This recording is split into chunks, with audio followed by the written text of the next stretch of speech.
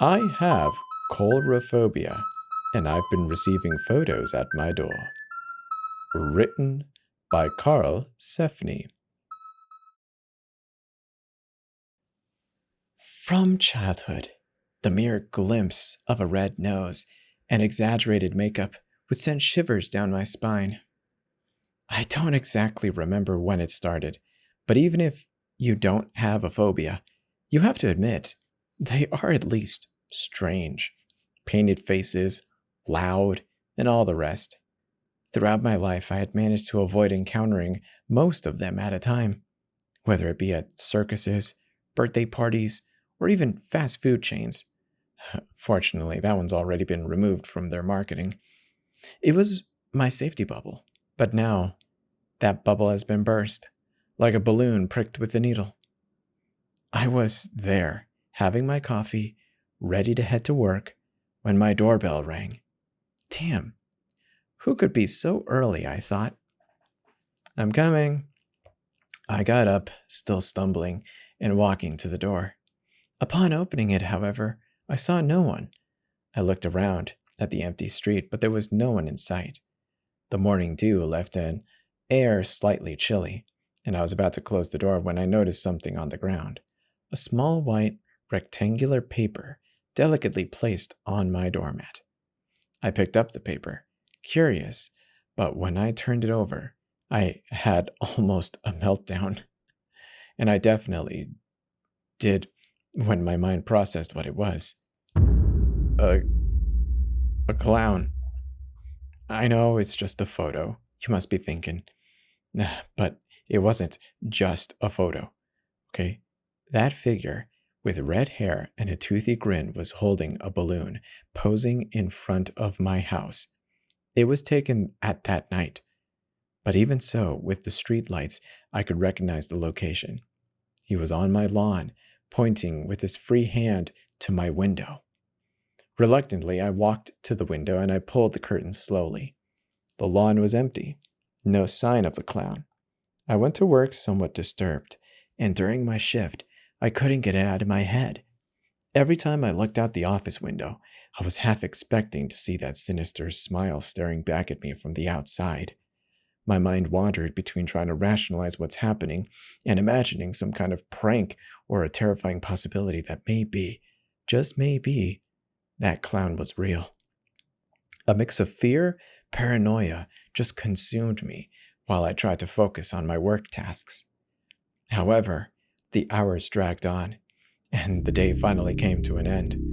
I returned home with a knot in my stomach, hoping it was all just some kind of sick joke. But upon opening the door to my house, I found what really made me freeze in place. There was another photo. This time, it had been placed through the letter slot of the door, lying on the cold wooden floor of the living room. My heart hammered hard in my chest as I approached the image. It was even more disturbing. The clown was now in front of the door. It wasn't a smile, but rather an exaggerated expression of surprise, mouth wide open, being covered by one of its hands. Eyes widened as I lowered my gaze to the bottom. It was written in blood, straight letters, almost mechanical. It read, "Knock, knock." The words seemed to jump out of the image, echoing my mind like a sinister mantra. My breath grew heavier. My heart felt like it wanted to jump out of my mouth. I didn't know what to do. Call the police and say what? There's a creepy clown harassing me with pictures of my lawn? Yeah, it sounds like a joke indeed. I decided to call my girlfriend Jenny and tell her a bit about the situation. At first, she thought it was a prank, but I think my genuine panic convinced her. We stayed on the line until she got home, quickly entering while I looked around the lawn. "And so, what's going on?" she asked. I showed her the images.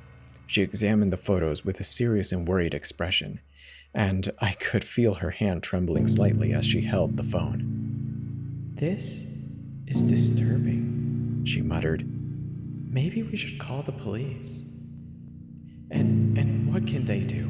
It's just a guy taking pictures on the streets and sending them to me." Jenny sighed, clearly concerned about the situation. "I know, but it's It's not normal, right? What if it's someone trying to scare you on purpose? We can't just ignore this. She was right. No matter how irrational it seemed, it was deeply affecting me. I could no longer feel safe in my own home. Then, we decided to call the police and report the incident. I explained the situation as best as I could, but still, they didn't take it very seriously.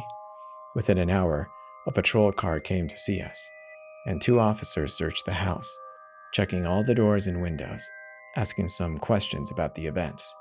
However, they found nothing out of the ordinary besides the photos. After the police left, Jenny suggested that perhaps it would be a good idea to install security cameras around the house, just as a precaution. I agreed.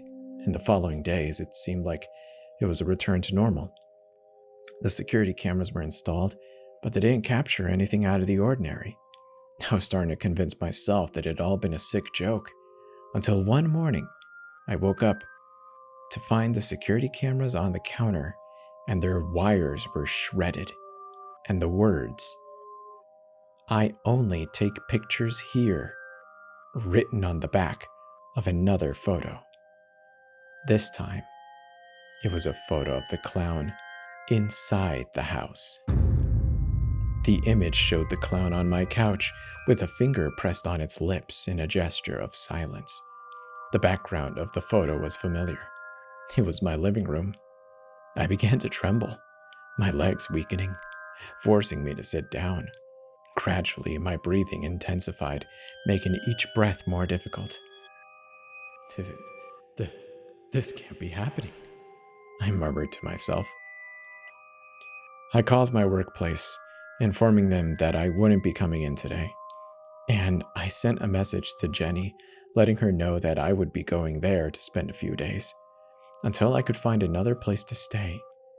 I finished typing this message to her when a sudden click, followed by a wave of light, flooded my kitchen. I stood still. Not even my breath was making a move. I turned around, already expecting to see what I would see. The clown. At the top of the stairs, facing away from me. He held a camera, facing in my direction, as if taking a selfie. The silence that followed seemed to last an eternity as I watched the half of his body that was visible, with the other half blocked by the wall. His hair waves stood up on end. They stood in a very strange shade of red, even for a clown. I was fighting hard against the will to panic and the threat to engulf me in a hole, but my eyes remained fixed on the figure of the clown, paralyzed by terror. The click of the camera reverberated in my mind, and was now followed by the sound of printing.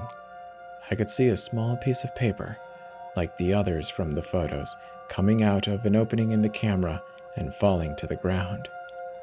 He was still facing away from me when I realized I didn't have time to grab my things.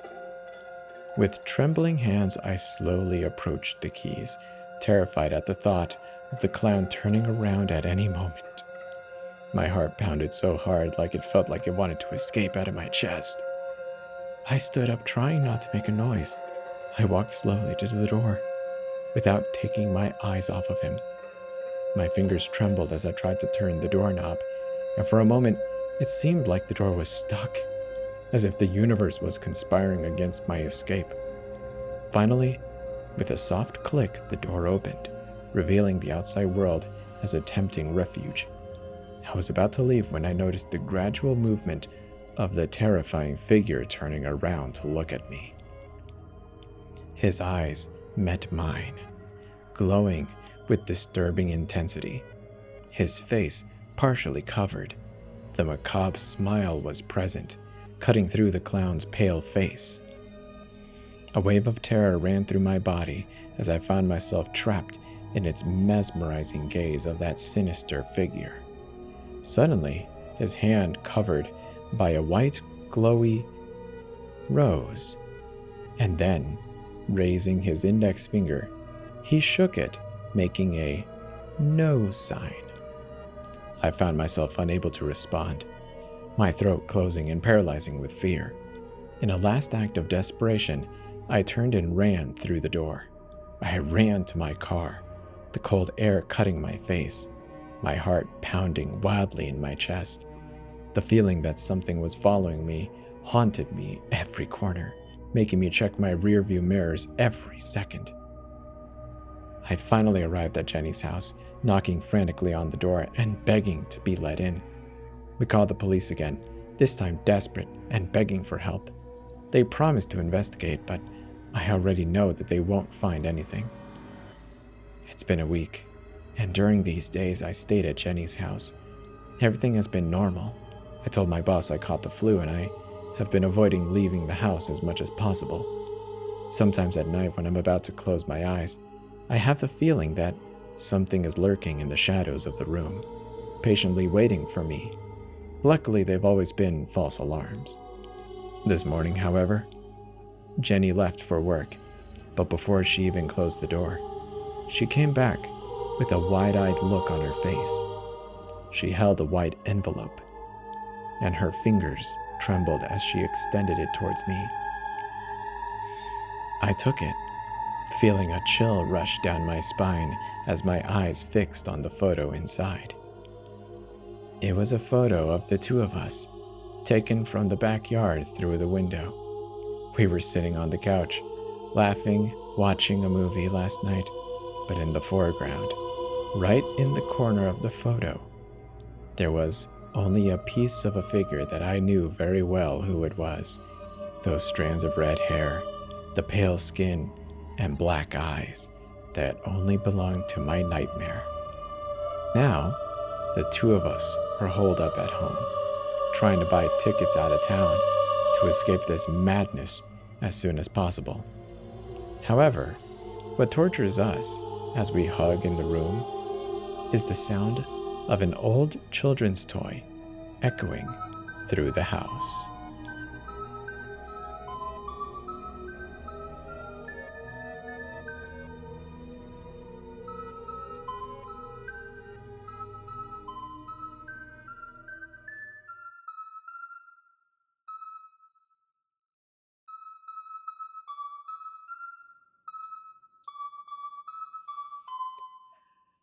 That was I Have Coulrophobia, and I've been receiving photos at my door. Written by Carl Sefni and found in the No Sleep subreddit.